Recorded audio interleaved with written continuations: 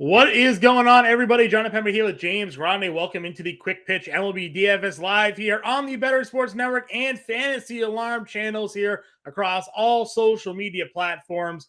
James, we have a 10-game main slate here tonight over on DraftKings that we're breaking down. We have yet another Coors Field slate, and we got some wind blowing out in Wrigley Field. It's going to make it for an interesting matchup there between the Mariners and Cubs. Yeah, definitely a fun slate. 10 games, two more than yesterday. So, we're just only getting bigger here.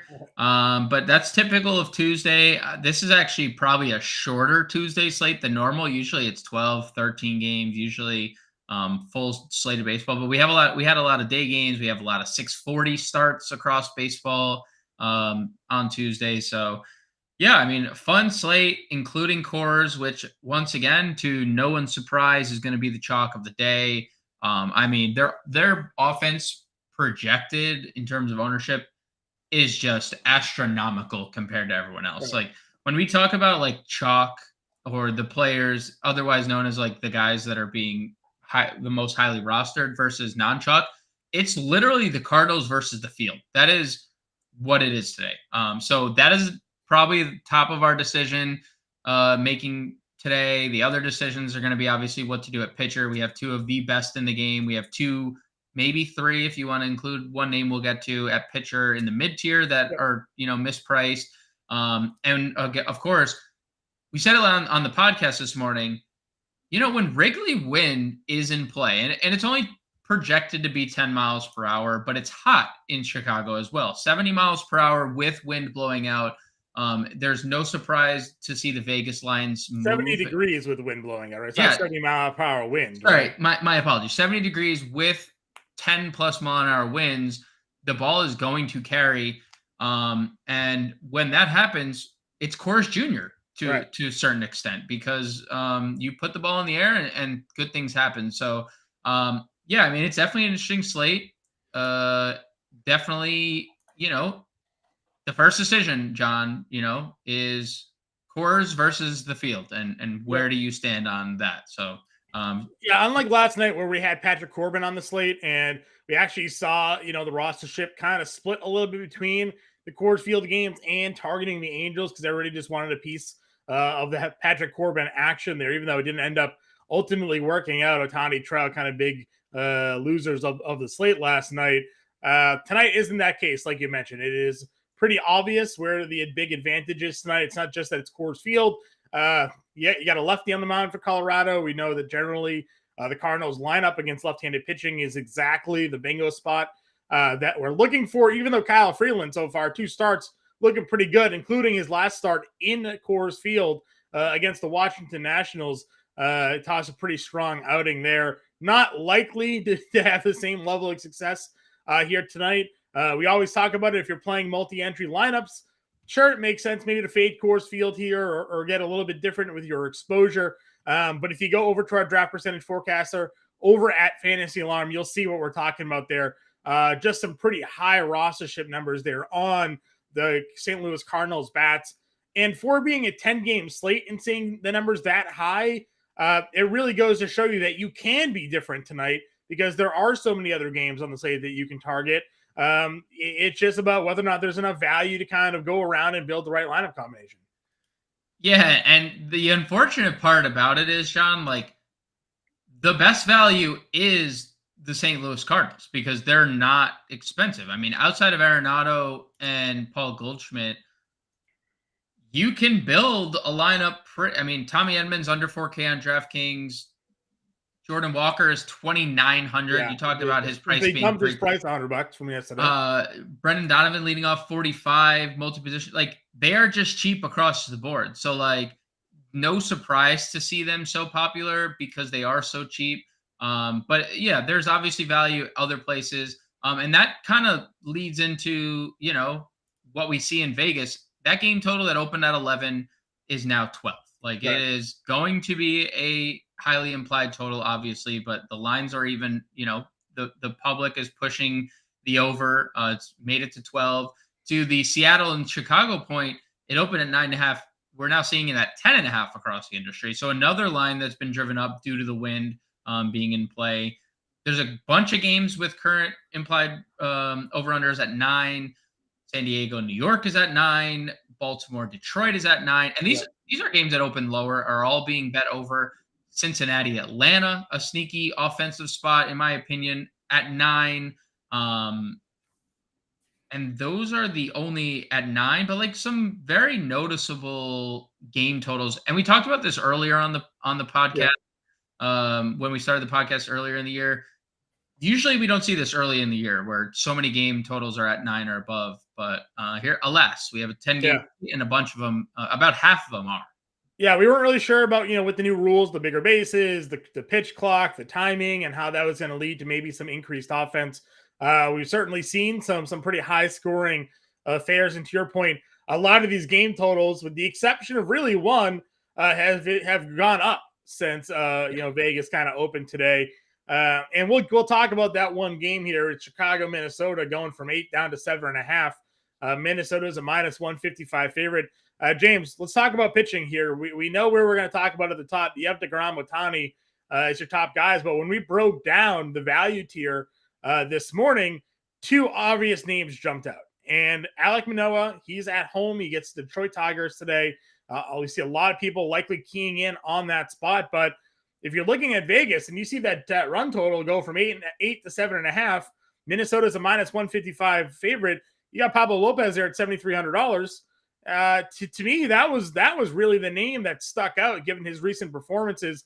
And now you look at that White Sox lineup. Tim Anderson placed on the IL today. They had, we're not really sure the status of Yohan Moncada quite yet. I don't believe that lineup has come out. Maybe you've seen it. Yeah. So the lineup for the White Sox is Benintendi, Luis Robert, Gavin Sheets hitting 3rd, Andrew Vaughn 4th, Yasmani Grandal 5th, Jake Berger 6th, Oscar Colas 7th, Gonzalez 8th, Andrus 9th. Not a very potent lineup. You wouldn't think so. So, I wonder if people see that and maybe pivot down to Pablo Lopez. It's a great spot for him. And he's cheaper than the other guys that are in that mid-tier range that we're going to discuss. And if we're trying to fill up and get those top bats in cores, maybe he becomes a bit more chalkier than our initial instincts were.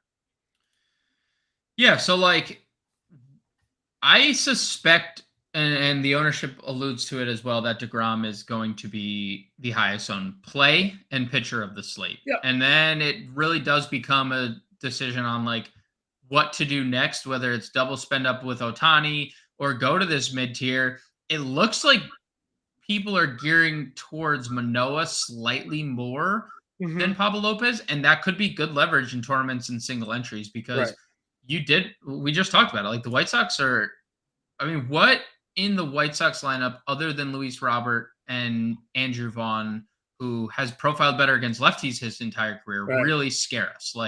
That's it. There's nothing there. But sometimes, you take the power hitters out of the lineup, and what do you find yourself with? A bunch of line drive slap hitters, and those guys just paper cut you to death. And all of a sudden, Pablo Lopez is out there 5 innings, 6 hits, 2 earned, and you're wondering where it all went wrong. Not to jinx the guy that we're discussing here, but sometimes, easy lineups, that's what we find ourselves taking a look at here. Just to allude to the Jacob deGrom thing, again, more of a reason why we don't have to go too far into it. And I'll only mention this because, it is so crazy. The rostership that we're looking at has him over 50%. So on a 10-game slate, everybody's looking at what Andrew Heaney did last night. The first 10 outs that he recorded last night were by strikeout against his Royals team. And now you have Jacob deGrom, who he went through and had, I think it was 11 strikeouts in his just most recent start there. Yep. He could very easily go and match 10 for 10 here tonight against this Royals lineup. So it makes a lot of sense. A lot of people go deGrom and then they find themselves going down into that mid-tier. But that also maybe makes a pairing of deGrom and Ohtani more contrarian, right? A lot of people are either going to pivot, pick one of the two. If you get both and they both kind of go off, that's a spot. Or you just go double mid-tier. We saw last night the nut pitching stack was Zach Gallen and Andrew Heaney. They went over 30 fantasy points each in the mid-tier. Yeah, and I guess the difference is, and as our boy Ice Through from Discord giving us a shout in the comment section, Ice Through, We salute you, brother. We know you're Nice hit last night there, sir. Yeah, good hit. Yep. Takedown. Good hit. You were on the Rangers, and so was I, and then I wasn't. But yeah, I mean, look, DeGrom Ohtani combination has a chance to go for 80 fantasy points, right? Like you could potentially be looking at 80 fantasy points. But what does that do to your lineup? Because if you're playing on DraftKings, you're starting with 3,800 for a position for your position players. So you can get half the Cardinals lineup, is what you're saying. So you can basically get half the Cardinals lineup, and I do think that's going to be a popular approach, right? But if you are looking to explore kind of outside of Cardinal stacks and looking to get the Rangers or Coors Jr., aka Wrigley Field with win tonight, or the Atlanta Braves, who are an expensive offense, or the Mets, who are an expensive offense, going to the Manoas and the Pablo Lopez of the world makes sense. John, if you could only pick one of those mid-tier guys, if you're building your lineup, do you favor Manoah or do you favor Lopez after seeing everything for the White Sox kind of play out the way it has today? Yeah, listen, it feels like Lopez makes sense because you do need that sort of $400 most likely to pit your lineup out. Toronto's a minus 275 favorite. I mean, that is a monster favorite on this slate here at home against Detroit.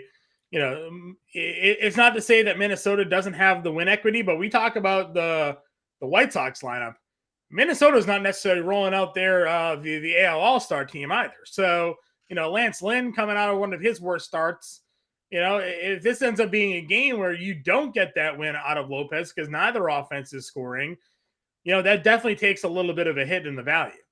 You don't think Donovan Solano leading off is a threat? If Lance Lynn was throwing from the left side of the plate, maybe, but he's not. So, I don't think so. Not really. Well, I mean, he's kind of been placing the ball in a tee to start the year. So, yeah. I mean, 9 ERA in a worse expected ERA. Things were expected to be worse than they've already been. So, I don't disagree. I'm just also throwing out the Pablo Lopez and Lance Lynn have been two different pitchers, and I don't think seeing the money line kind of balloon from minus 127 to minus 160 in places for Pablo Lopez and the Twins, I don't think that's much of a surprise. No, I definitely think it's a good direction, obviously, for Minnesota, and that line certainly probably moved knowing that Tim Anderson isn't in the lineup for the White Sox there. So I agree with you. I think Manoah is probably the safer play here, but if you need that cash, I don't think going to Lopez is a bad call.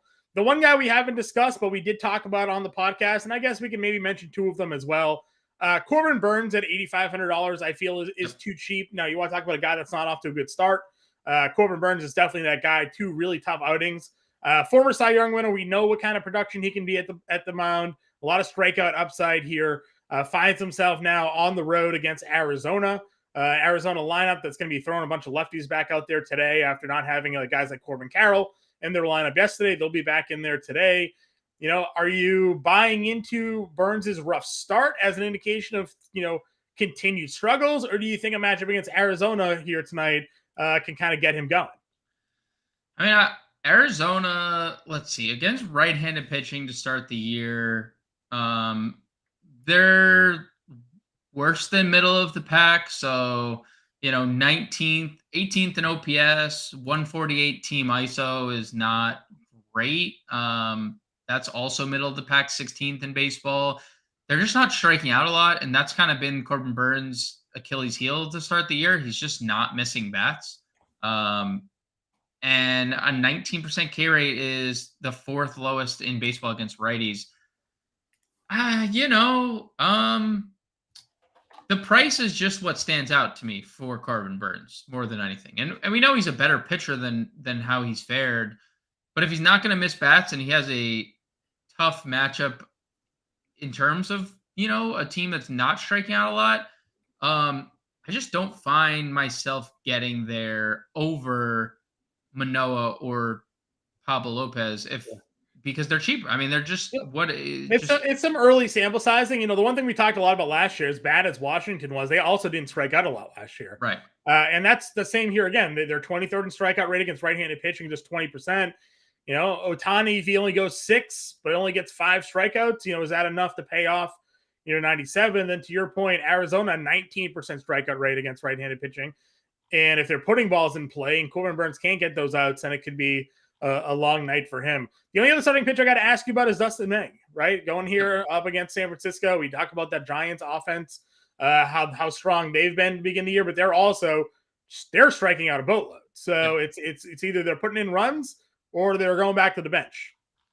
Yeah, and I think there's two things that we can say that are in Dustin May's favor. One is the strikeout rate you mentioned. I'll say three things. Two is the Giants have the fourth lowest implied team total on the board. So that's obviously in favor of Dustin May. And three, if you're a tournament player, nobody's going to play him, which is, obviously leverage in tournaments. The downside is Dave Roberts is his manager, and it doesn't seem like he's going to throw north of, right now we have 84 pitches to go off. Could that go to 90? Maybe, but this is a guy with a long history of injuries, so will it be 90? That seems tough to gauge. So, there's good in Dustin May, but it's not like he's cheap. He's 9,500 on we got FanDuel. 96 pitches out of Julio Urias last night, but once again, only 6 innings for him now. Right. 96 for 6 innings makes a little bit more sense. He was pulled at 6 innings at 87, pulled at 6 innings at 79 in his first 2 starts there. So I think May probably gets like a little bit of a bump when it comes to leeway with his pitch. Yeah, but Urias isn't coming off isn't removed from Tommy John. But he was the guy that they had largely just monitored last year, and that's again a Dave Roberts rotation. One, Dodgers generally have a pretty elite bullpen, so it's not like he feels like he's got to force these guys into these deep outings here. They're playing the long game. May, to your point, 84 pitches in the first start, 7 innings. 83 the second start, just 6 innings, both of them against Arizona. Both fairly close games here too. So, if they find themselves in a close game, is he go 90 pitches today? It's been pretty consistent, but to your point, coming off that TJ, it's at least good to see May get this deep in game, right. 6-7 innings at 84, 85 pitches. He's not going 5. Surprised May is getting so deep in April. Oh, you and your dad jokes, man. Sometimes they are just brutal. That's the reason people are going to leave the stream, James, What do you mean that's the reason people are going to leave the stream? We didn't put comedy in the headline, but maybe we should, just come for the DFS lineups from John, stay for the dad jokes from James, and we'll see what he got going on there. Before we move on to Catcher, we do got a couple questions in chat, so let's go ahead and hit those here. Blurpy's got a few questions for us. Bobby Witt or DJ LeMahieu today at third base. I don't think we're going Bobby Witt against Jacob deGrom today. I would not imagine so. No, Hunter Gaddis is a can. And look, at Blurpy's leaving after the stream. Come on, Blurpy. Come on, dude. Yeah, come on. Yeah.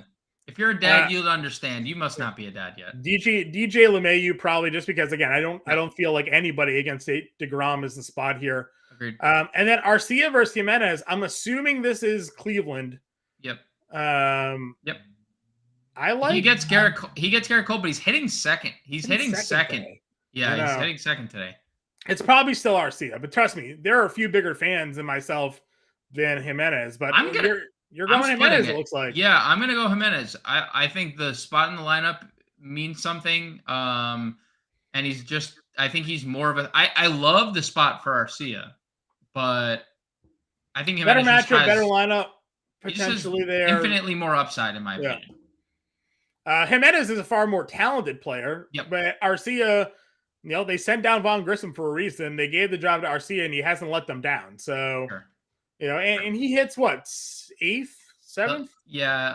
Let's check the little wraparound. He's hitting there. 7th. He's hitting 7th tonight. Yeah, so now it kind of kills the wraparound. He's kind of in no man's land there, but I don't mind Arcia there. And then the official Rick Ross would be, he's got a Brendan Donovan or Jose Miranda rest of season fantasy question here. I'm gonna go Donovan. Miranda hit a lot of power in the minor leagues. I don't know if that's not really translating here so far to the major leagues. I had to give a little Rick Ross right there. That was Rick Ross's patented start of each song right there. James's dad jokes and Rick Ross impressions, both enough to make believe his name. Official Rick Ross will probably appreciate that. Rest of season, Brendan Donovan's going to continue to lead off in large. It's a far better lineup to stints. be It's part a of the just- Cardinals lineup right. than it is going to be the Twins lineup. So Right. I'm going to go Brendan Donovan. yeah, Brendan Donovan for me there. Blurby's got both Cole and DeGrom going today. Yeah, great. That's Must be nice. Yeah, love Must to be- start. Listen, DeGrom was a great discount in Right. seasonal fantasy this Agreed. year. People were so afraid of that move. And they were even more afraid after that first start. We'll see how long he stays healthy for, but last outing for him was pretty dominant there. And Rick Ross approves of your grunt. I'm telling you. All right. Let's go on over to catcher. Catcher position here. We got Will Smith, W.D. Smith up at the top. He's at the lefty matchup. We talked about some of the BVP here against Wood. Mookie Betts is the guy that has just absolutely dominated Alex Wood over the course of his career there. Salvi Perez against the ground. We're going to fade most of that right there. We talked on the podcast this morning. It's really Wilson Contreras against Freeland and some mid-tier guys. And we did, in fact, have the value play we were hoping for. So we'll touch upon that one as well, James.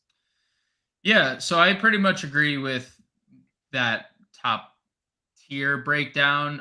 It's Wilson Contreras and then kind of everyone else. Like WD Smith is, obviously a potent hitter. He crushes lefties. He's crushed everything he's seen this year.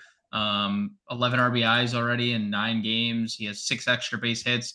But Contreras is obviously the play, hitting 5th against Kyle Freeland, highest implied total, highest implied team total. Everything you'd like. But yeah, the guys you're alluding to, we talked about Sean Murphy. Then he walked it off last night with a 2-run home run, hitting in the middle of that lineup. And I do think it's a sneaky Brave stack tonight. Cal Raleigh. Everyday starter, Sean Murphy. Now everyday starter. Cal Raleigh, all the power comes from the left side. There is wind. Wisniewski, John, 41% fly ball rate last year. Not gonna play in Wrigley if you have a 41% fly ball rate. Raleigh is hitting cleanup tonight too. Also, it's a pretty good spot there. Yep, boom or bust. I would say I think that's a fair assessment of Cal Raleigh. He is going to hit home run, or he's going to. He's like the new Mike Zunino, just like home run or strikeout. Yep. Except Mike Zunino actually having a pretty good start to his campaign. And then there's two 3K or underplays. It's Jonah Heim, who coming off the home run last night, hit 10 home runs against righties last year. We've profiled Jordan Lyles a lot. And for all those that don't know, all he does is give up fly balls and give up home runs. Last year when he was away from Camden Yards, it was, open season for opposing hitters. So Jonah Heim, 3K. And then we were wondering if Francisco Alvarez, Mets catcher, season-long DH, was going to be in the lineup. He is starting 9th. He is clear-cut the value of $2,400 hitting 9th. You get the little wraparound stack there as well. We know there's some power, and on a slate where we're trying to spend up everywhere else, it's great to know that we can just kind of lock in Alvarez here. I made a slight joke in the Discord earlier that when he's just cheap, even if he gets a 0, he reaches value. I can have some comedy as well, James, not as good as mine, but yeah, sure. That's fine. Burping in the chat said Stevenson's a beast. Listen, I don't mind Stevenson most nights. I don't care for him against Wright, but, Wright's just coming off of injury. Wright was very dominant last year, a lot of strikeout potential. I do think Cincinnati, Atlanta is an interesting game stack. This just isn't – it's not my favorite spot. So. Yep. Yeah, I much rather use the Atlanta side of this game in DFS. I think there is upside to be had. They're just incredibly expensive if you're using Jacob deGrom and Ohtani or one of the two. It's hard to get to Atlanta. Right. So he's got a closer question. You go Clay Holmes or Josh Hader today? Cleveland is obviously dogs against Garrett Cole with Hunter Gaddis on the mound. Garrett Cole minus 190 for a win. I'll go with the Yankees on the Yankees side of that, but I think the Mets win that game. Sure. Versus San Diego. So. Yep, I'm with you there. I'll move on over to first base. We do have a first base question again, more towards seasonal, but Ryan Mountcastle. The biggest problem I see with Ryan Mountcastle at times is the home ballpark, right? They move the fences there. It's now a hitter killer basically being in Camden. So, I think there's a lot of talent and potential there. It just, it's kind of hurts him now his own ballpark. That is that's going to be the pitfall of all Orioles at home this year. Yep, I agree with you. Back to the DFS slate here. First base, Pete Alonso's hitting cleanup against Weathers. We do like the Mets today. They do have a lot of guys that do hit lefties pretty well. Yep. Weathers is not very good. It's just, can you afford the Mets? If you're playing the Mets, you're not playing the Cardinals, or at least you're not playing the top Cardinals. So if you're trying to be contrarian and be different, sure. The Mets lineup certainly can put some runs on the board here, but it feels pretty tough tonight to get to guys like Alonso or Vladdy when Olsen's 56, Olsen's 52, Goldie's 56, probably keying in on two of the top plays there. Yeah, I mean, look, I cannot sit here and say the Mets aren't an elite stack, like pivot. It's all about what you believe in how the Cardinals are going to fare. Because if you're playing Cardinals, you're probably going to play Goldie. Of course, you could play limited pieces of this Coors game and use Goldie as a one-off if you believe that he's the only one going to do like real damage. But through 3 seasons, and it's small samples, but 73 innings against right-handed pitching for Ryan Weathers, John, 16 home runs he has allowed in 73 innings, 505 slug, 365 WOBA. That's 1.97 home runs per 9 innings. 39.6% hard hit rate to righties. Not good. It could be open season for the Mets and Alonso. And we know, I mean, Alonso's already hit 5 home runs in 11 games. Like, he's off to a freakishly fast start. He's been this guy his whole career. He's going to continue to just hit 1 million home runs a year. So, yeah, I'm perfectly fine getting to Alonso if you're not using Goldschmidt. I'm perfectly fine getting to Olsen if you're not using the other two. But that's probably the 3 guys I would look to. Like, you can get to Vladdy. We talked about how good Manning's been against righties. Yeah. Definitely bad road splits is what we definitely worse on the there. road. Yeah, definitely worse on the road. But I'd probably rank him 4th at the top. Sure. I think Goldschmidt just de facto number 1, and then Alonso, Olsen for me above 5K. Yep, I agree with you 100%. The mid-tier range, we talk about the win in Seattle and Chicago. Ty France is 48. You're a Nathaniel Lowe guy here. He's hitting 3rd against Jordan Lyles at $4,500. If you're picking between the two today, who's putting in your lineup? France probably gets the edge with the weather changes in Colorado. Chicago? Or in Colorado Junior, sorry. Coors Junior. France hits righties extremely well. 340 WOBA last year against right-handed pitching. Really didn't lack in that department at all. Seattle is garnering some ownership. Like, they look like they're going to probably be the 2nd highest owned stack, at least like just looking through the players on our ownership forecaster. So,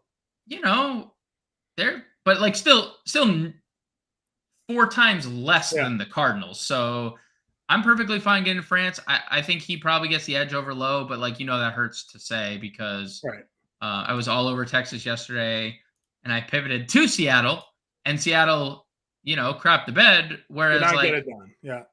So now, look, do you see what's happening? So now, last night I was on Texas, ended up on Seattle. This morning, Seattle, I'm going to go to Texas, and Seattle is going to go crazy. So you got to do the opposite of your instincts. You got to pull a George Costanza, I never watched Seinfeld, so all right, that's the stream for everybody today here. For just between the jokes and never watching Seinfeld. I know what Seinfeld is. I've seen episodes, Sure. I know who George Costanza is.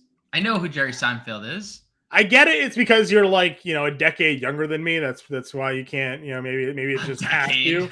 You're really aging yourself there. It's true. It's true. I'm trying to make you seem young, but really, it's that's you aging yourself. I'm older than you. Yeah, it's true. Yeah. It's true. All right. I still can't even get over that. You don't watch Seinfeld. Jeez. Other mid-tier guys here. Is there anybody else at first base that we're going through? Let's see. First base, Rowdy Tellez for a cheap home run. You gave Juan Yepez a shout if he was going to crack the lineup on the podcast this morning. He is in the lineup. I like the multi-position eligibility, and it's something that we talked about last year with Albert Pujols, and it seems like we're going to talk about a lot this year as long as Alec Burleson has dual eligibility and Juan Yepez.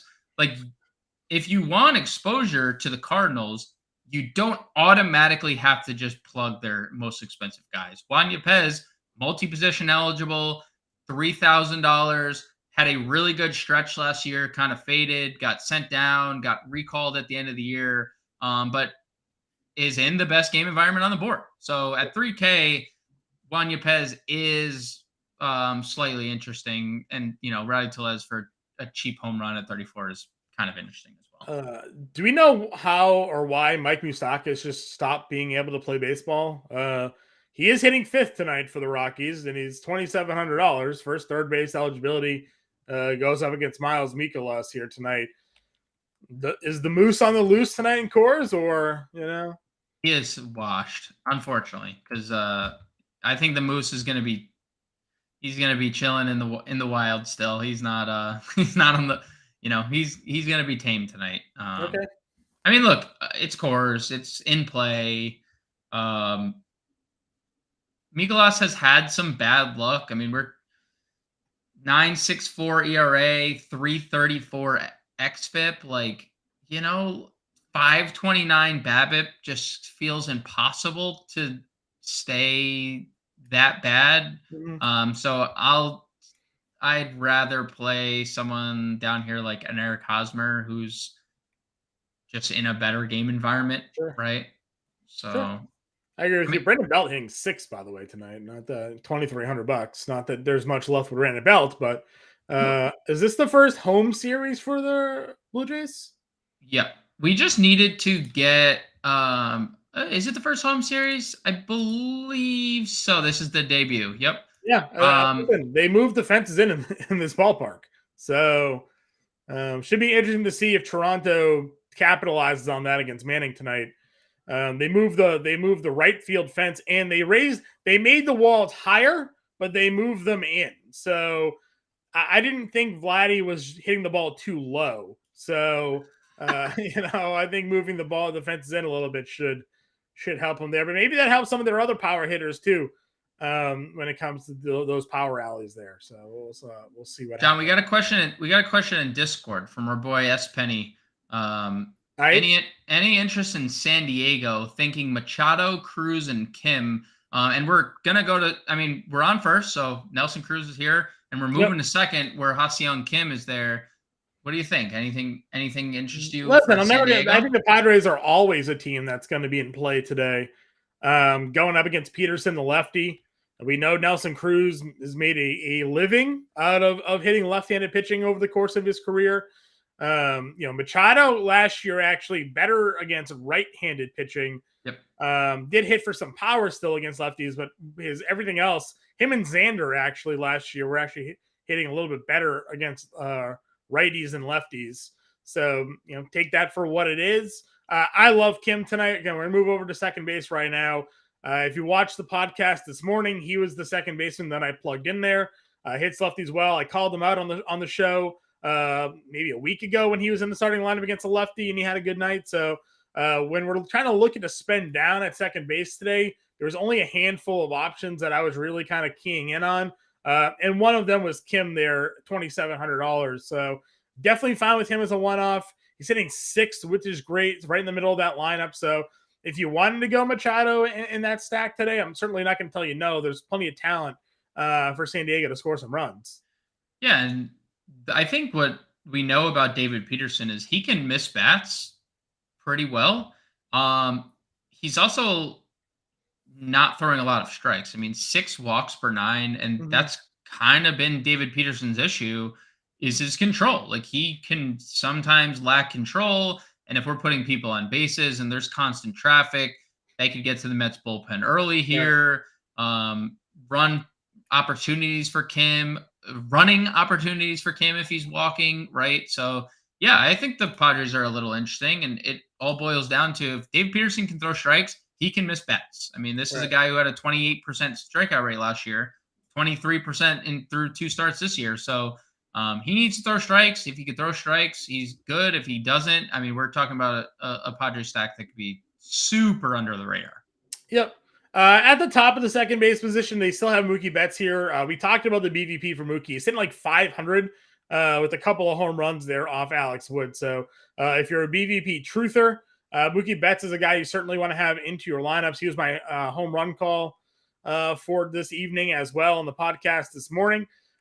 He is tougher to get into your lineup when he's $6,200 and you're spending up everywhere else. But if you do believe in that BVP, then obviously it's a good spot for him at 62. Then we got a bunch of guys leading off here. Josh Rojas at $5,100 feels too expensive at his price point, but it seems like Arizona's just throwing a bunch of lefties at Burns tonight. Pavin Smith is hitting third.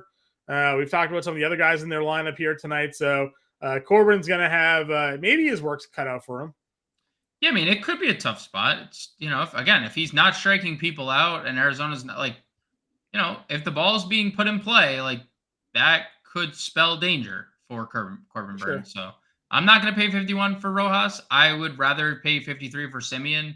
My take on Simeon.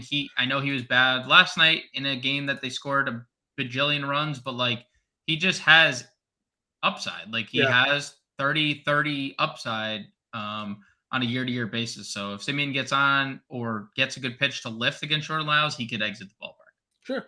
McMahon's at $4,800 there, hitting third tonight in Coors. So obviously there's a little appeal to that one. Anybody else in the mid-tier here? You mentioned a little bit of Nico Horner last night on the podcast. He is $4,600, which feels much, but he gets on base, he steals. And we're talking about the run total bumping up there. Chris Flexen, not the guy he was when he was in Japan.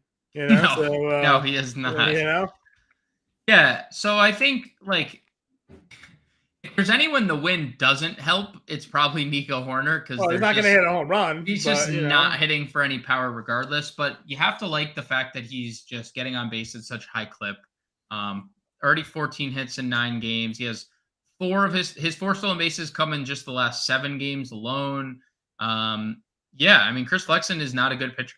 So I'm perfectly fine getting to him. Like, again, 4,600 is not great, but if Nico Horner gets on 3 times tonight, with the way the wind is blowing, and let's say he gets on 3 hits, has a steal, he could score 3 runs, right? And you're talking about a guy with 17 fantasy points at that point. So, there's a low floor because there's not a lot of home run equity, and by not a lot, I mean little to none. There's none. Yeah, he only has 3 doubles. So but there is the potential that he could steal multiple bases, so that makes up for a little bit. Okay. Are you surprised that Donovan the lefty is leading off against the lefty in Freeland here? Yes, but they've also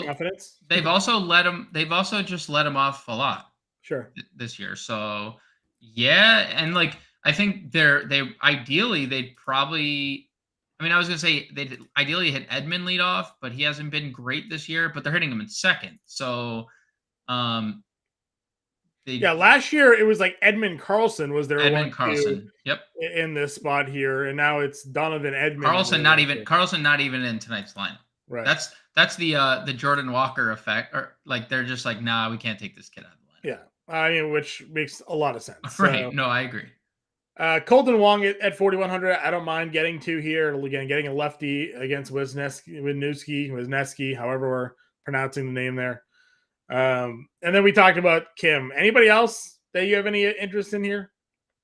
I mean, Donovan Solano leading off, John. Super appeal. No, there's not a lot here. I mean, I do like the fact that Nick Gordon. I was going to say, you're going to say Nick Gordon to me right now. So it's funny because we talked about it on the podcast where anytime a lefty comes in, Kyle Farmer just pinch hits for Nick Gordon. Well, Kyle Farmer's in the lineup. So we don't have to worry about that. So not that Nick Gordon's been very good at all this year. Hitting 5th.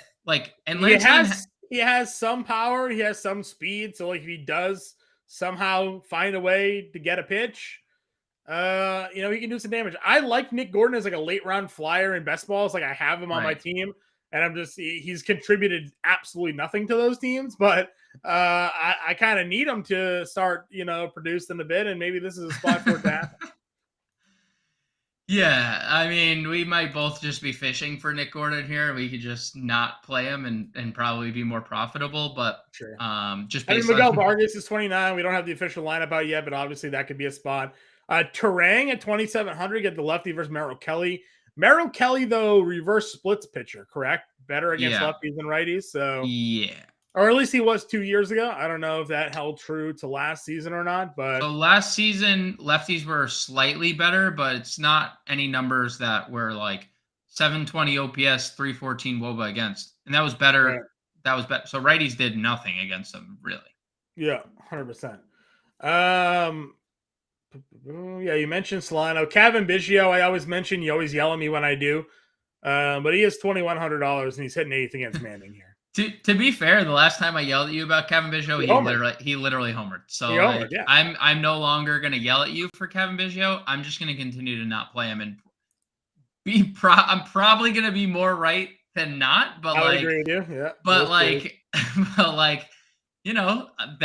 that one-off home run. Never picked up the dad's hit tool, No, that is for sure. That is for sure. He is not going to have 3,000 hits. I can assure you that. Definitely not. All right, let's go on over to third base. The obvious answer here is Nolan Arenado, but there are some pretty strong matchups there. Machado, as you talked about on the top, Austin Riley against Sessa here at $5,700. Arenado, really your top three guys. I would probably reverse rank them. Arenado, Riley, Machado for me if I was going 1, 2, 3. I would also probably reverse rank them. I am very fond of a Brave stack, which I've talked to you about since the podcast this morning. That hasn't really changed. They have one of the better implied totals on the board.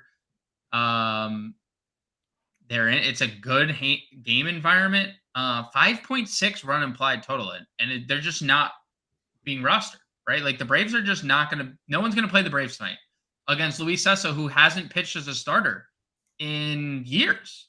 Right. So, I really don't dislike Austin Riley. I will agree with you that the order probably should be Arenado, Riley, Machado.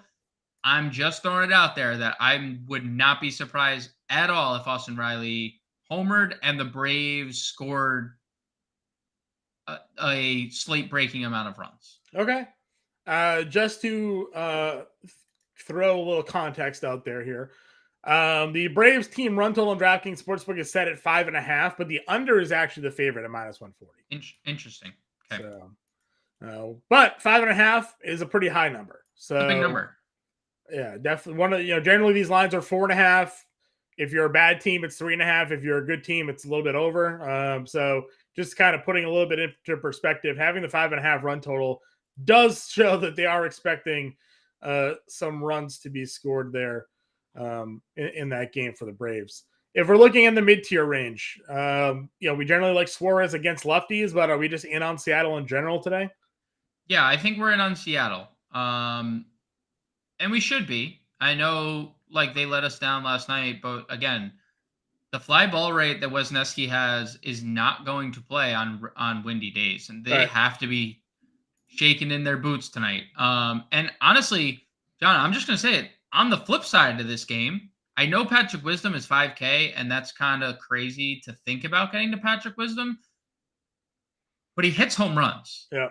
And last year against right-handed batters, Chris Flexen had a 49% fly ball rate. 49% fly ball rate. He had a 36.5 hard hit rate. He allowed 1.6 home runs to right-handed batters. He had a 14% K rate, which we're obviously worried about with Wisdom because he can't strike people, or because Wisdom strikes out a lot. 13 of the 17 home runs Flexen allowed were against righties, 345. Cubs might be the better of the two stacks. And I know that's weird to say because Seattle definitely has more firepower, on the surface. Because, just look at Julio Rodriguez, in general, that's enough firepower to, more than the entire Cubs lineup combined. Right. But if there's one thing we know, Wisdom hits home runs.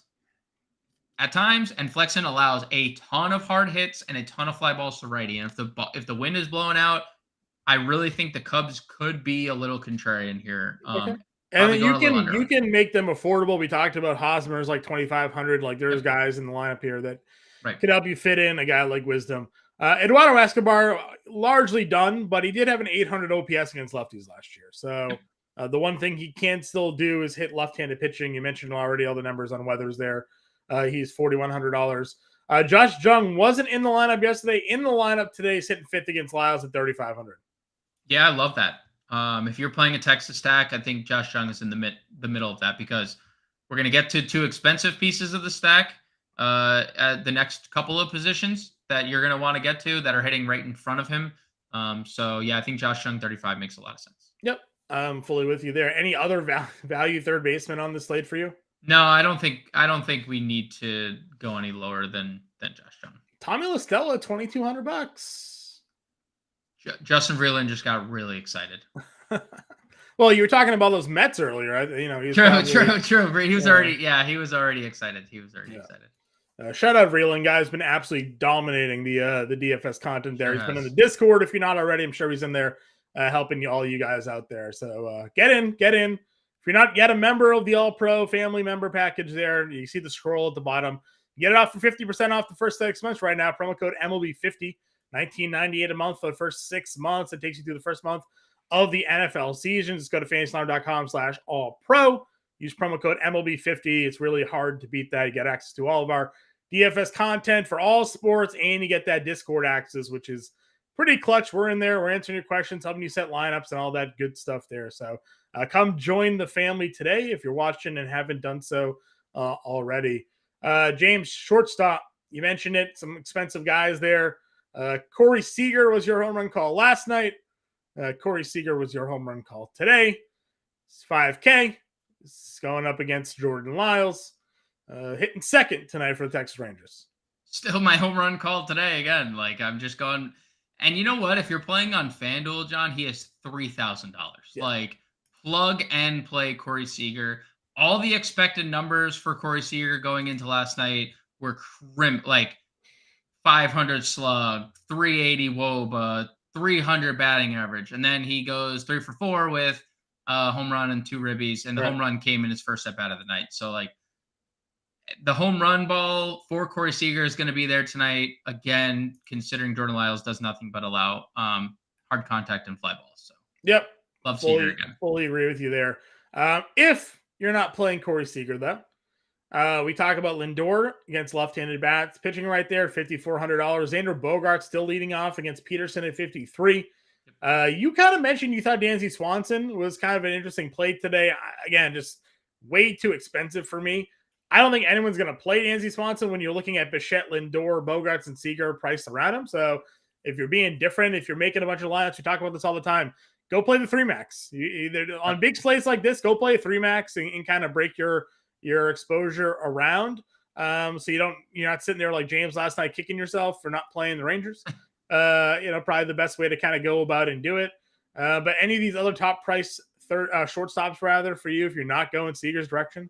Yeah, I mean, Lindor is definitely in play. Bogaerts, we mentioned, if you want to be contrarian with the Padres, if you don't think Peterson's going to have his good control tonight, he's fine. And I do think Swanson's in play. It's just very expensive, like you said. The wind could, put him back in play. Maybe there is some power. We saw some power from Swanson last year. We know their speed as well.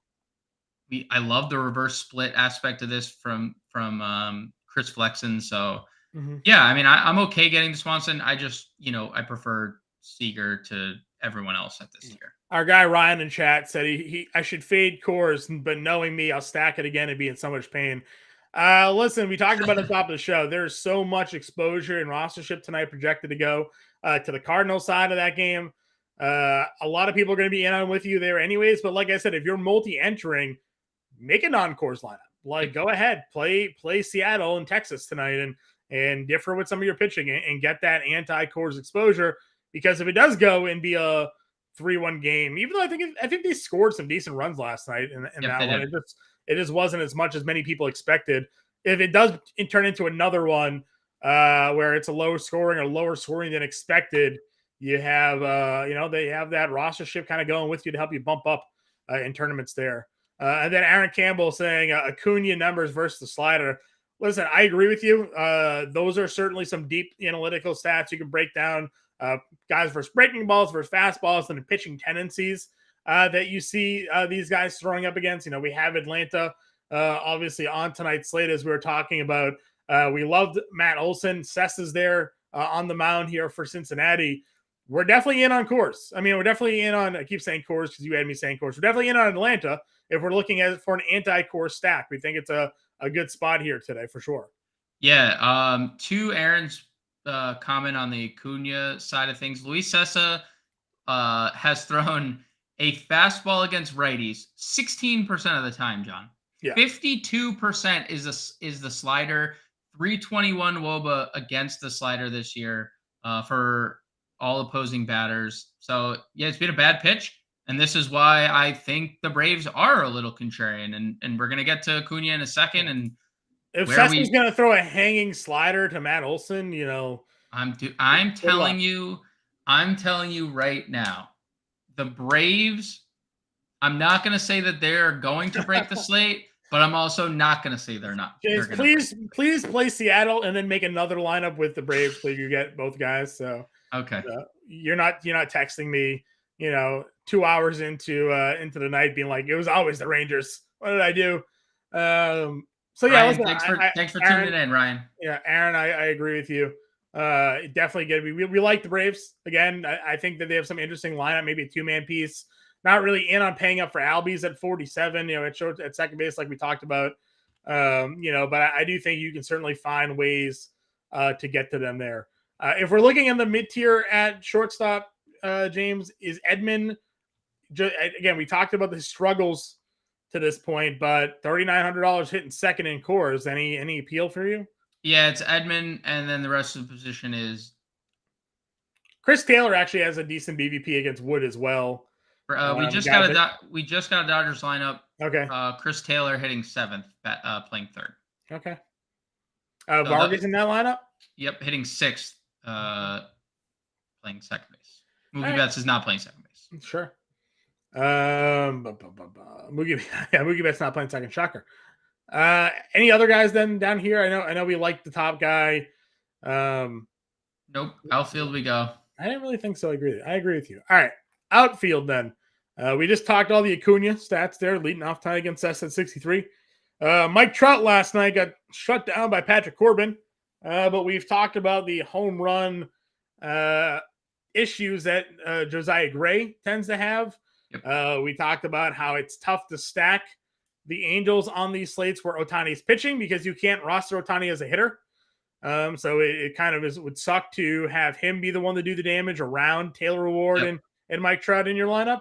But you can certainly play Trout as a one-off. Acuna we like. Mookie Betts has that BVP against Wood, as we mentioned there. Julio Rodriguez at $5,700 today. He is minus 130 to score over half a run. So basically Vegas suggesting he'll be putting some runs on the board himself here today against the Cubs. So rank me your top outfielders in this top tier. The top tier, I'll go Julio Rodriguez 1, Acuna 2, Betts 3, okay. And then I would play, and then Trout. I would probably play the top 3 in cash, and then the rest of them I'd probably limit to tournaments. I agree with you. Marte 5,600 is just too expensive for me, but he is in a good spot here if we're playing Mets. We talked about it though. Mets are just so expensive. I mean, Marte should not be a $5,600 outfielder. But when you're spending $6K for Olson, not Olson, Alonso and Lindor, it's just impossible to get to some of these guys here. So agreed. Mid-tier outfielders for you? Any core targets? Adolis at 48, maybe making a lineup. Yeah, Teoscar, Adolis, Patrick Wisdom has the outfield eligibility. I think all 3 of those guys firmly in play. Tyler O'Neill back in the lineup for the Cardinals tonight, hitting 6th.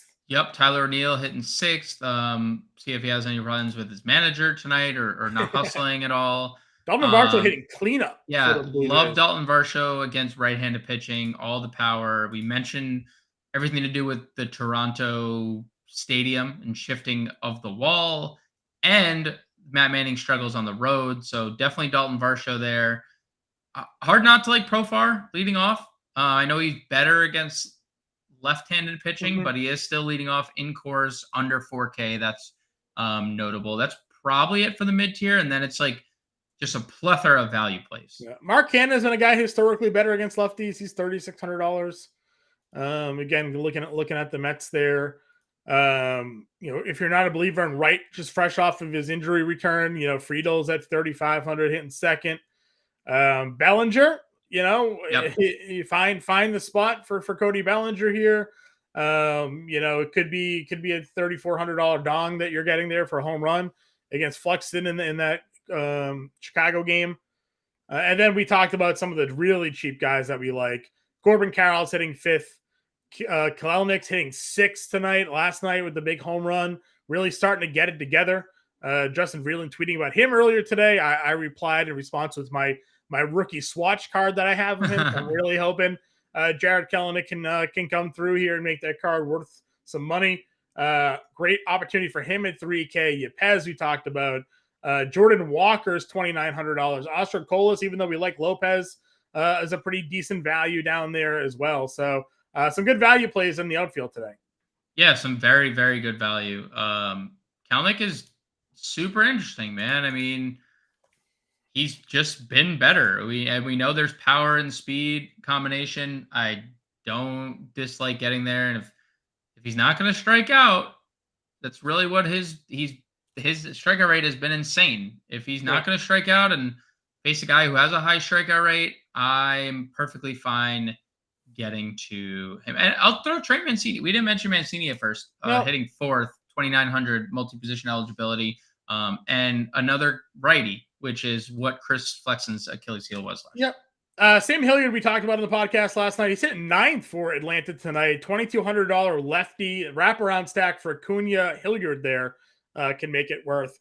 We got about a minute left, James. We generally build a lineup here. We're probably not going to have time to finish a whole one. So give me your core 4 today. Give me a pitcher and then give me your core building. If I'm starting a core 4, especially for cash, I'd go DeGrom, I'd go Seager, I'd go Jordan Walker, and I'd probably go. If I'm going a core 4, if I could get to Julio Rodriguez, it would be Julio Rodriguez, probably as my 4th member. All righty, I like that. That works. Well, for me, so that core 4 would give you $4,400 a player. We talked Francisco Alvarez at catcher today at $2,400, a good spend down. We like the mid-tier value pitching with Manoah and with Lopez. James, any final thoughts for the people at home there? No, we'll catch you guys tomorrow, bright and early. Tomorrow is a day slate. Slate baseball for sure. So we'll see you guys bright and early tomorrow for Wednesdays. Well, we'll be back for Wednesday. Get in the Discord, everybody. We'll talk to you all later.